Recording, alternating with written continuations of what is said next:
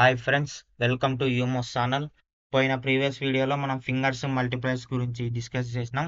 Fingers అనేది ఎందుకు use చేస్తామంటే మనకు వోల్టేజ్ ఎక్కువ ఉన్నప్పుడు వోల్టేజ్ని మనం ఈక్వల్గా సప్లై చేసుకోవడానికి మనం ఫింగర్స్ అనే మెథడ్ని యూజ్ చేస్తాం. సో వోల్టేజ్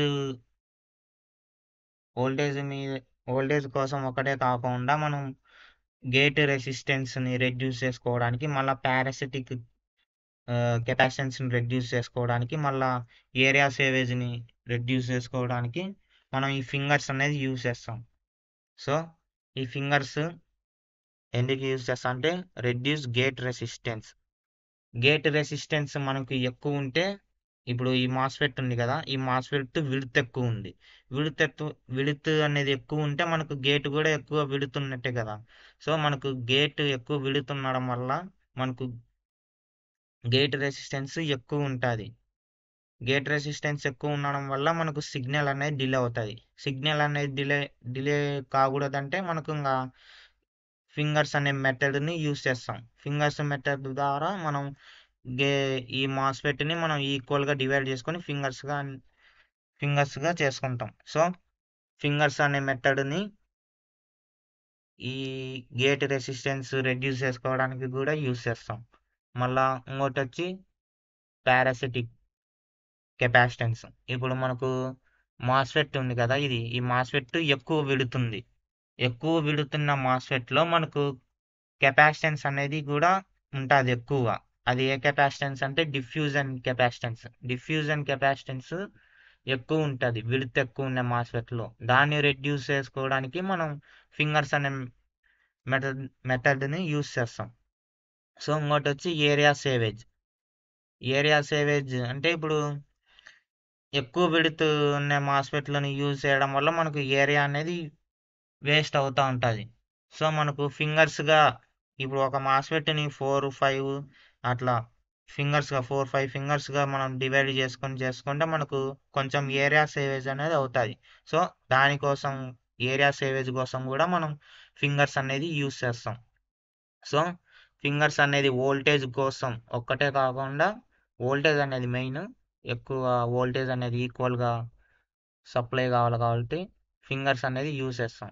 దాంతోపాటు ఇవి కూడా రీజన్స్, గేట్ రెసిస్టెన్స్ రెడ్యూస్ చేయడానికి, పారాసిటిక్ కెపాసిటెన్స్ రెడ్యూస్ చేయడానికి, ఏరియాని రెడ్యూస్ చేయడానికి మనం ఫింగర్స్ని యూజ్ చేస్తాం. సో నెక్స్ట్ వచ్చి ఇది లేఅవుట్ పీమాస్. ఇది వచ్చి పీమాస్ డివైస్. దీని విడ్త్ వచ్చి ఎక్కువ ఉంది, 4 ఉంటుంది. దీని విడ్త్ 4 మైక్రాన్స్. ఇది వచ్చి ఫింగర్స్గా. ఈ మాస్ఫెట్ ఈ పీమాస్నే మనం ఫింగర్స్గా డివైడ్ చేసుకున్నాం ఈక్వల్గా. ఎన్ని ఫింగర్స్ ఉన్నాయి? 1 2 3 4 5 ఫింగర్స్ ఉన్నాయి. ఈ మాస్ఫెట్ విడ్త్ని మనం ఈక్వల్గా డివైడ్ చేసుకొని ఫింగర్స్గా ఇట్లా ఫామ్ చేసుకున్నాం. సో 1 ఫింగర్ ఉంటే ఇట్లా ఎక్కువ విడ్త్ ఉన్న మాస్ఫెట్ ఇట్లా ఉంటుంది. ఫింగర్స్ ఉన్న మాస్ఫెట్ ఇలా ఉంటుంది. ఇది లేఅవుట్లో మనకు ఇట్లా ఉంటుంది. ఇది పీమాస్. దీన్నే ఎలా చేసుకున్నామంటే ఇప్పుడు చూస్తున్నారు కదా, ఈ పీమాస్ విడ్త్ మనకు 4 ఉంది. 4 మైక్రోమీటర్స్ ఉంది. ఎంత ఉంది? 4 మైక్రోమీటర్స్. చూడండి ఇలా. ఇది ట్యాబ్ ఎట్లా వస్తుందంటే, మనం పీమాస్ కానీ ఎన్మాస్ కానీ మనకు లేఅవుట్లో ఒక డివైస్ని సెలెక్ట్ చేసుకొని కీబోర్డ్లో క్యూ ప్రెస్ చేస్తే మనకి ఇట్లా ఎడిట్ చేసుకోవడానికి ఒకటి ట్యాబ్ మాదిరి ఓపెన్ అవుతుంది. అప్పుడు మనం దీంట్లో ఎడిట్ చేసుకోవచ్చు. సో ఇప్పుడు నేను పీమాస్ని క్లిక్ చేసి సెలెక్ట్ చేసుకొని కీబోర్డ్లో క్యూ ప్రెస్ చేసినాక నాకు ఇట్లా ట్యాబ్ వచ్చింది. ప్రాపర్టీస్. ఇది వచ్చి లెంత్ 60 నానోమీటర్స్ ఉంది. ఇది వచ్చి విడ్త్ 4 ఉంది. ఇది మాస్ఫెట్. ఈ మాస్ఫెట్ విడ్త్ 4 ఉంది టోటల్ విడ్త్ అంటే ఇంకా ఈ మాస్ఫెట్ టోటల్ విడ్త్ 4 ఉంది. నెంబర్ ఆఫ్ ఫింగర్స్ 1, ఒక ఫింగర్ ఉంది ఇక్కడ. టోటల్ మల్టీప్లేయర్స్ ఇది. ఈ టోటల్ మల్టీప్లేయర్స్ అంటే మనకి ఇక్కడ ఒక మల్టీప్లేయర్ ఉంది. సో మనకి ఇది ఎక్కువ విడుతుంది మనకు ఈ మాస్ఫెట్ మనం ఫింగర్స్గా డివైడ్ చేసుకోవాలి. సో మనం ఫింగర్స్గా డివైడ్ చేసుకోవాలంటే ఎట్లా అంటే ఇప్పుడు సో ఇది ఇక్కడ చూడండి,